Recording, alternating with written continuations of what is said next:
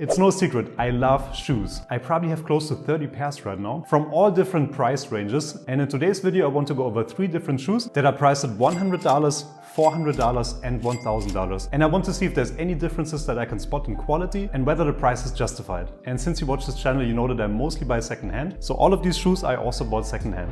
Let's start with the $100 shoe. The problem with this price range is that if you buy new shoes for around $100 or less, then usually the leather looks really cheap. And it doesn't matter whether it's real leather or fake leather, but around this price range, most times it doesn't look very nice. There are exceptions, of course, and also maybe sometimes on sale you get some good shoes. A good example would be Charles Tyrewood or also Clarks. Not all shoes that Clarks make are nice, but they have some that always look quite high quality and they are very comfortable. But usually around $100 is a bit tricky to find really good looking shoes. The really good looking ones and high quality ones usually start at around $200. But there's always a lot of sales, so you can also grab many items for around $150. And if you buy secondhand like me, then you can get a lot of high quality shoes from very famous shoemakers for around $50 or less. I chose 3 shoes that are in similar color and that are all loafers. And my $100 option here is from Sioux.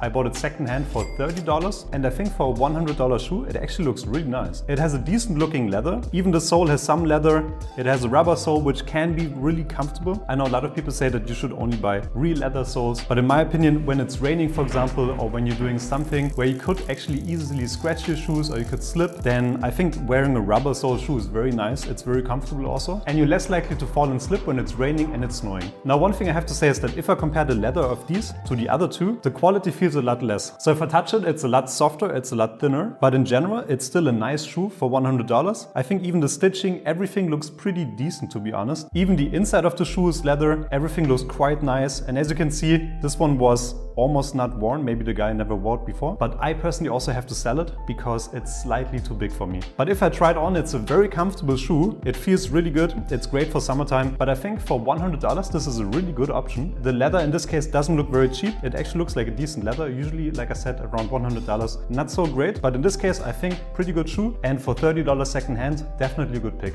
And now we're moving on to another price category, the $400 shoes. This one is from Dieter Kuckelhorn. I think if you buy it new, it's around 450 euros. And I bought it secondhand for 85 euros. This one is a German manufacturer, but they produce in Spain. At least these pairs of shoes are produced in Spain. But still, it's in Europe, so the labor costs are quite high. And I think these ones look amazing. Just by touching them, you can already feel a big difference to those. They're so much heavier. And this is not just because there's some shoe trees in there. I think these are absolutely beautiful shoes. Very well done. There's only one difference that I can see to the other ones, to the $1,000 shoes, which I'm going to talk about a little bit later when we're getting to the $1,000 shoes. But besides that, I mean, look at them. They're very well done. The entire sole is out of leather. They only put a heel protection at the end as well. The stitching is well done. The color of the leather is beautiful. It feels amazing to touch it. Very heavy and very thick. So just by feeling it, it feels completely different than this. This one is much more bendable. It's much thinner. This one is very firm and very thick. And also when I wear these are super comfortable. Quite heavy, and they have a leather sole. So when it's raining or when it's snowing, these are probably not the best option. So this is something that I reserve for special occasions. For my everyday wear, I many times wear something like this, just because I also don't have that much money and I want to keep all of my really good shoes only for some special occasions, so I don't get any scratches in there, so they keep for as long as possible. And in conclusion, I think beautifully done shoes. I really love them, and I'm curious to see the difference between a 450 euro shoe and a 1,000 euro shoe.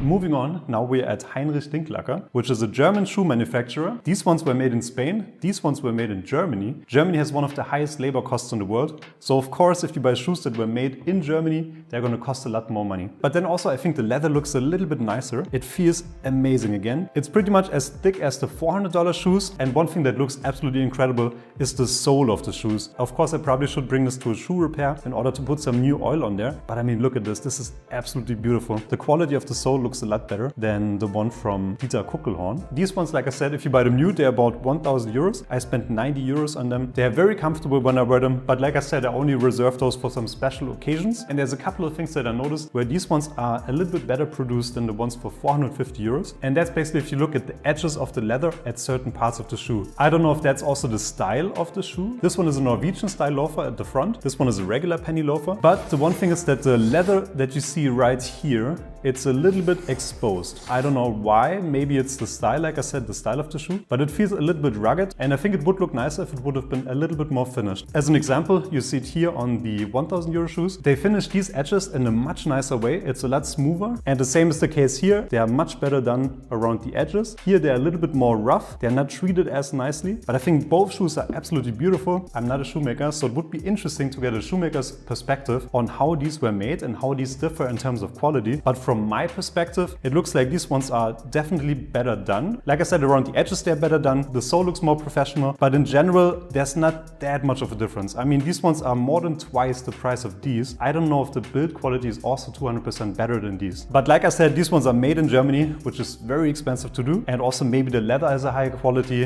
I'm not sure exactly where the leather is coming from, but another reason of course could also be the name. I think Heinrich Dinkelacker is the last or one of the last real German shoemakers that produce in Germany. And in that regard, the company is quite famous for this. I think they were bought by Shoe Passion, which is another great company based here in Berlin. But in general, I like all three of those. And it goes to show you that secondhand is really a great option to get high quality shoes. Even those ones for $100, they're still nice. I think you can still pull off a really nice outfit. And I only spent 30 euros, which is around $30 at the moment as well. So that's a pretty good deal. Just make sure that the leather doesn't look cheap. That's the only thing you want to in the beginning. And then over time, when your budget increases or when you also find a really good deal online, like for these, then also you can reach out for a little bit higher quality shoes. And these ones are definitely my two most prized possessions. They're really amazing, and I really wish that there would be more occasions for me to wear them regularly.